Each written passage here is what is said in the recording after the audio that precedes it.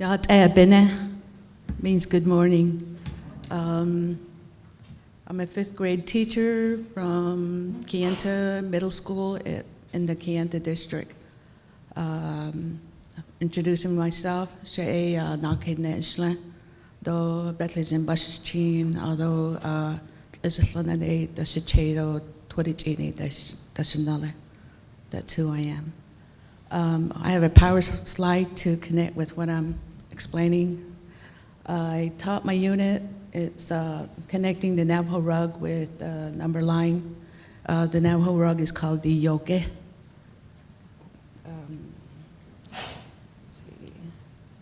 That's Kayenta. There's a seminar groups. Interesting group. I had the honor of knowing Roger Howe, very passionate man in what he teaches. I mean, smart man too.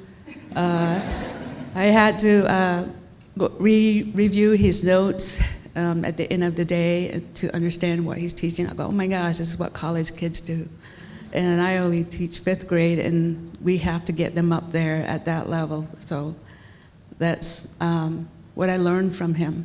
And it was very complex, and he had high expectations of what our unit needed to look like. And it was very different from the science and very different from the humanities. So I was like, wait a minute, he's not following the process. But I understood what he was trying to do, and it made sense with math. So that's the seminar group. I began with my content and objectives. The first thing I did right off the bat was to begin with the rug, because I knew that would take a while.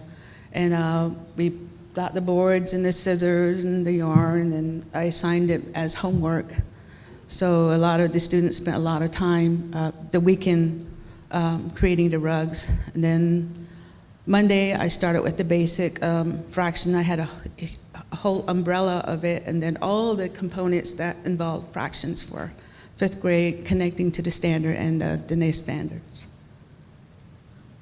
So here's the rug I use as my example. It's an old saddle blanket I found in my closet.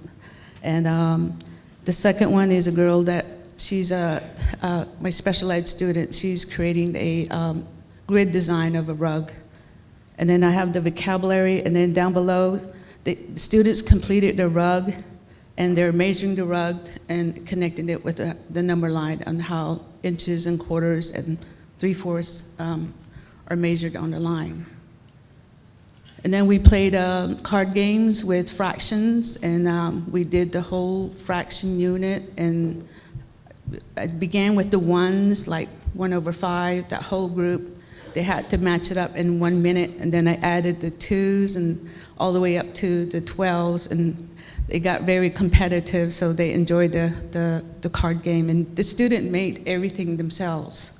So they made their own card game, and I just explained the game to them.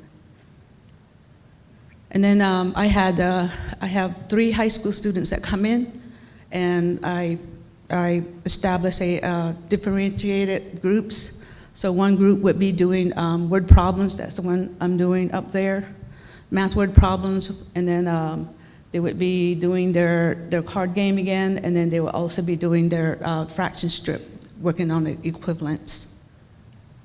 And then these are the main 8 standards that our state uses, and I just tell the students, make sure it makes sense, think, plan, evaluate, solve problems, know the process, make sure it's organized, and don't give up.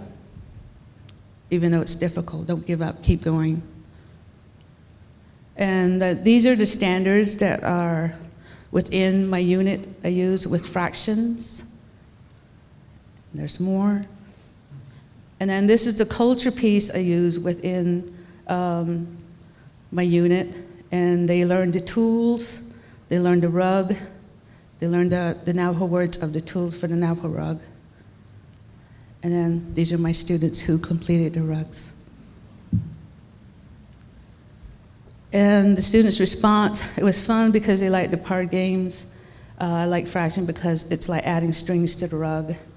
I learned to add and subtract fractions, and at the end, fraction was fun. They were constantly moving around and doing things within learning about fractions. And I found this quote: let's put our minds together, see what life can make for our children.